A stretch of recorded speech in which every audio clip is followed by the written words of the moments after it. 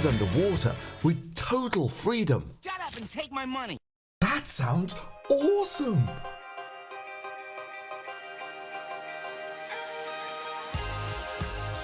No scuba gear? No problem? Wow, that's even better. I've always wanted the total freedom to just swim anywhere without all that tiresome training with scuba gear.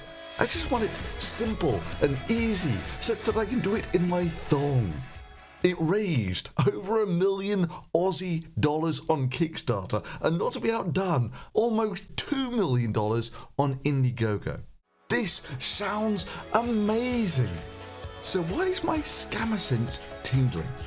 Well, let's take a quick look at some numbers, shall we? The young beautiful model here is simply going to pump all of the air that she needs into this little bottle, which will give her 10 minutes or so underwater. Sounds so easy and fun. Well, a human breathing takes about 8 or so litres per minute. Without exercise, of course, that's just at rest.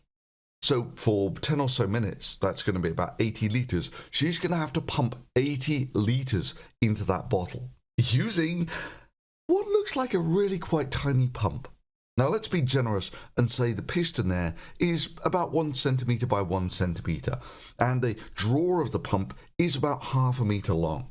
We'll come back to why it's so small in cross-section in a moment. And she's happily pumping there at the rate of about 1 stroke per second. So let's see, that's going to be about 50 millilitres per stroke, 50 millilitres per second, meaning she's going to be pumping away like that for about the next ½ hour. Oh, but that's just the start. You see, when the bottle's empty, the air in the cylinder is at atmospheric pressure, so it takes almost no effort to put the first 50 millilitres in. However, once the pressure in the bottle has doubled to 2 atmospheres, 2 bar, she's going to have to pump down about halfway before the gas starts going into the cylinder. However, the pressure in that cylinder's got to get up to about 200 bar, 200 atmospheres, which means that by the time she's finishing, she has to compress it over 99% to get that last little bit of air into the cylinder, which is insanely hard work. In fact, I'm not even so sure if she was sitting on that piston, she could provide enough force to get the air into the cylinder. Whatever, let's do a little calculation here. Pressure is the force per unit area. So we know the area, it's about 1 centimetre by 1 centimetre, but we need that in metres squared. So it's about 1/10,000th of a metre squared. So what force would I apply if I sat on it? Well, the force that I would apply is my mass, which is about 100 or so kilos, times by the acceleration due to gravity, which is about 10 meters per second squared. So the force I would apply by sitting on this is about 1,000 newtons on 1/10,000th of a meter squared. Now, 1 atmosphere of pressure is equal to about 10 tons on a meter squared. That's 10,000 kilograms per meter squared, or a pressure of 100,000 newtons per meter squared. Or, as I've referred to it in shorthand in this video, 1 atmosphere of pressure, which is about 1 bar. And seeing as you've got about 2 square meters of skin, that means the pressure on your skin due to the atmosphere is about 20 tons. So long story short, if I were to put my entire weight on this 1 square centimetre, I can only compress air down to about 100 atmospheres in pressure. Flyweight girl here will be lucky if she can get half of that, 50 or so atmospheres, into that canister, meaning that she's not going to get 10 minutes of air, but just over 2 minutes of air. Don't believe me? Well, it turns out these pumps have been around for a while, mostly for filling things like paintball canisters. And guess what? They're bloody hard work. As this review suggests, going from 0 to 3,000 psi, so that's about 200 atmospheres, and about what you would have to fill the Scorkl to, was a workout, and not for the faint of heart or those suffering from a bad back. My wife tried pumping from 2,500 to 3,000 psi, but couldn't get there. It takes a lot of strength and or weight to get up to 3000 psi, which is actually pretty close to my calculations, where I reckoned that you could get up to about half of that just by sitting on it. Now obviously you can apply more force to it than that, but it takes a lot of work. And this is why you have the small cross-section to the piston. The smaller the piston is, the easier it is to get a higher pressure out of it. But of course, the less volume you pump with each stroke of the piston. You can get an estimate from it from another review. Here they say that they're going to fill up a 68 cubic inch storage bottle, that's about a 1 litre bottle, to 1000 psi. That's about 80 bar. Total volume that it's holding is about 80 litres. That's comparable to the Scorkl. And that, they say, takes about 250 pumps, which at 1 per second is about 4 minutes. But that's only going up to about half the pressure that Scorkl says that it's going to. If you want to double the pressure in something, it takes about twice as much energy. So optimistically, for someone who's fit, you would be looking at about 10 minutes exercise to actually fill one of these bottles. But even worse than that, these pumps have oil. The thing about using air for paintball canisters is you don't really care if there is oil in the air. You do care about that sort of thing if you're breathing it. Which brings us around to the next obvious thing. Swim underwater without scuba gear. Dude, what the hell do you think this thing is anyway? It's a baby scuba tank. I mean, that's all scuba gear is. A self-contained underwater breathing apparatus, which basically consists of a compressed air tank and a pressure balancing regulator. This Kickstarter thing here is basically a rip-off of an idea that's been around for at least a decade. A baby scuba tank sold as SpareAir. One of the most common options that I hear people ask about is SpareAir. Very, very well made. Very dependable, very reliable, easy to use, relatively inexpensive. $300 or $400 would get you a good SpareAir system. The problem is it's only 3 cubic feet. So what's wrong with that? 3 cubic feet is better than nothing. You're right, it is better than nothing, but not much. Or as some know them in the diving community, 3 breaths till death. The problem is that from 100 feet, it's going to take about 2 minutes to get to the surface. 3 cubic feet will only last less than a minute at 100 feet. So the difficulty with this particular system is its size. Now, there's a reason why you shouldn't go anywhere near scuba gear without proper training, because you can die really quickly underwater. Nitrogen narcosis, oxygen toxicity, improper bottle fills, pressure injuries, regulator failures. If you get into trouble underwater, things can go south quickly. Now, this thing is built for use in shallow water, which gets around a lot of the gas narcosis problems, but not the gas expansion problem. I mean, remember when we were compressing the gas into the bottle? Well, that's pretty much what the water does. So if you go down 10 meters in the water, all of the weight of the water there is acting like a piston on you, and it compresses the gas in your lungs by a factor of 2. But this is where it gets tricky. You see, the main reason that you breathe out is to get rid of carbon dioxide. And that just matters on the volume that you breathe out. And seeing as you're now breathing out gas at twice the rate, if you go down to 10 meters, your gas consumption goes up by a factor of 2. And if you go down to 20 meters, it goes up by a factor of 3, and so on. In fact, let's just take this to its logical conclusion, just for an example. If I go down to 100 meters, that means that the pressure in my lungs is going to be about 10 bar. Just to give you a feel of what 10 bar looks like. If I get a regular polyethylene terephthalate pop bottle and fill it up to about 10 bar, this is what it looks like. That's the pressure in your lungs at 100 meters. But if I were to take that pop bottle with 10 atmospheres of pressure in it down to 100 meters in depth, it would feel like a regular pop bottle. But if I bring it to the surface, different story. This is why it's reckoned that the minimum safe depth for coming to the surface without equalizing the pressure in your lungs, without breathing out, is about 3 meters. I'll just read the wiki summary. Breathing gas at depth from an underwater breathing apparatus results in lungs containing gas at a higher pressure than atmospheric pressure. So a free diver can dive to 10 meters and safely ascend without exhaling. Right? So the reason that's safe is because they have 1 atmosphere pressure in their lungs, they go down and the gas in their lungs compresses by a factor of 2. So their lungs shrink down, then when they swim back up, the gas expands again.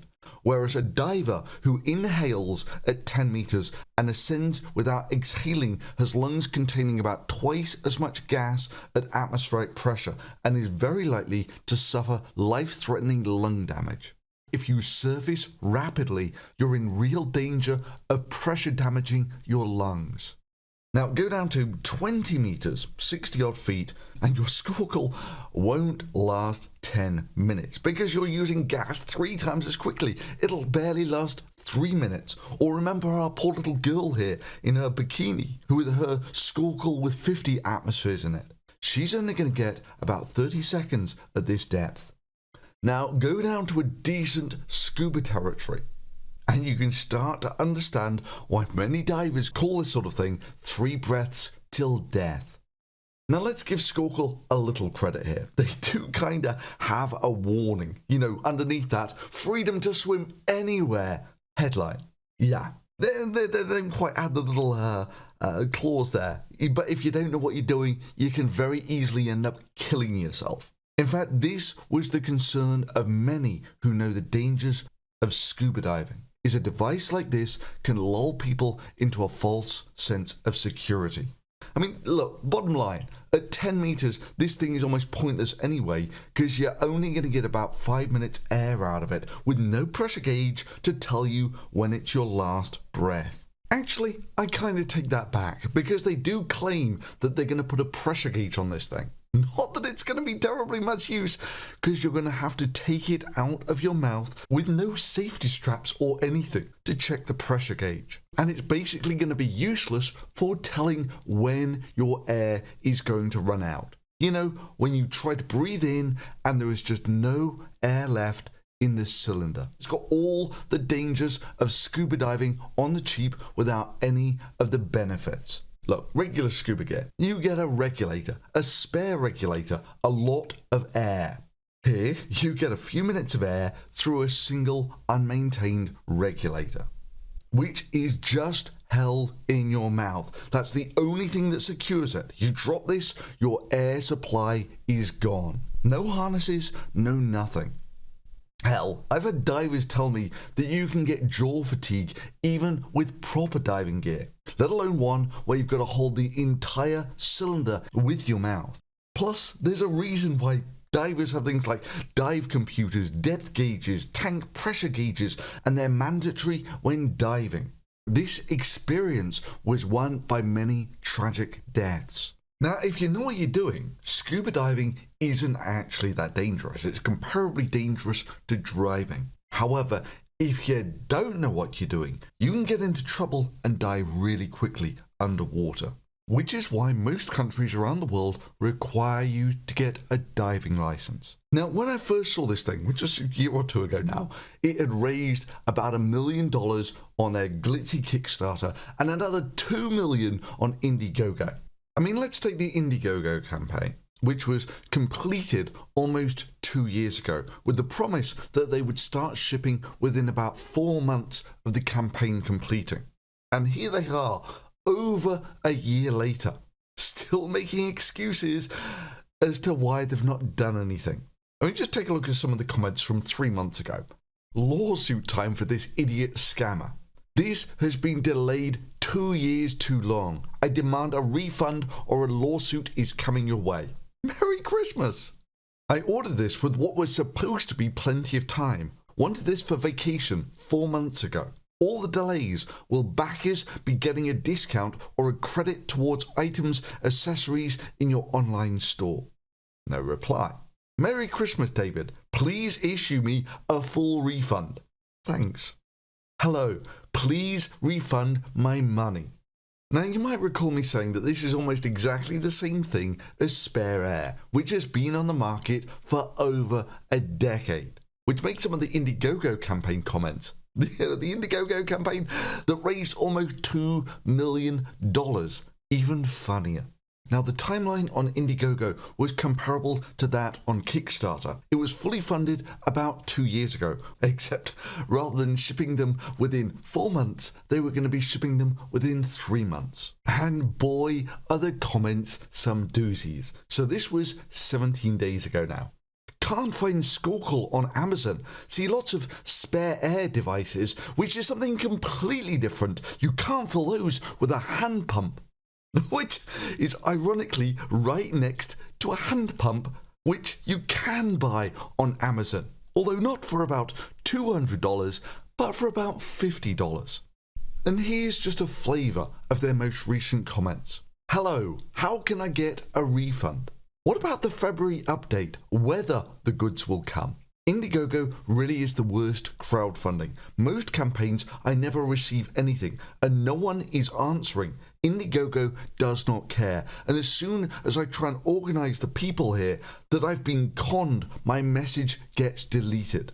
Thief, I was ripped off. Now seeing what looks like Scorkl sold on eBay and Amazon for delivery now for less than what I paid on the Indiegogo campaign. What gives? We've been waiting a long time and still nothing. You claim there are delays because of certification and testing to be done. This product's been on the market for 30 years. Stop reselling other companies' products. I want my money back. I want a refund. It seems like you're just looking to get money and no products for us. So just refund my order. But let's just come back for a second to our guy who was so proud that Scorkl was completely different than SpareAir because it could be filled with a hand pump. Well, yes, if you're willing to go through the 10 minutes of hard exercise, it can in principle be done. But Scorkl also advertised that you can fill it from a scuba tank. At which point you've got to ask yourself, well, what the hell's the point of that then? Wasn't the whole sales pitch that you didn't have to take all the scuba gear with you? Now you need a scuba tank. Man, if you've got a scuba tank, why not just put the regulator on that and just use it like, say, for instance, a regular scuba setup? First of all, notice it's a small tank. This is nowhere near the size of an 80. This tank is 19 cubic feet. SpareAir was 3 cubic feet, right? So, in summary, they raised $3 million. $3 million to develop a product that's been on the market for decades. A product which has been widely rejected by the experienced scuba diving community as almost useless. And they're selling it to recreational users who have no idea of the hazards of scuba diving, so they can be exposed to the hazards of scuba diving. Oh, plus did I mention that it's currently being sold online for about 1/3 of the cost of the Kickstarter, under the name Smacko, for about $160, that sort of thing. While the people who paid some $600 for one of these things through the crowdfunding are still waiting to get theirs. Meanwhile, my genius idea of infinite free power using Hyperloop tubes still hasn't passed its funding threshold of a mere $100,000. 1/30th of the money that people threw at the Scorkl. If a large enough heat engine was built and operated merely at 10% efficiency. Let's see what this does for us. Boom, look at that. Goes absolutely ballistic almost instantly. It would supply 100 times more clean, free power than the entire power consumption of mankind. And those are actually real numbers. Oh, you fools, for merely 1/30th of the price of the Scorkl. I could have solved the world's energy crisis. If only you weren't so cynical.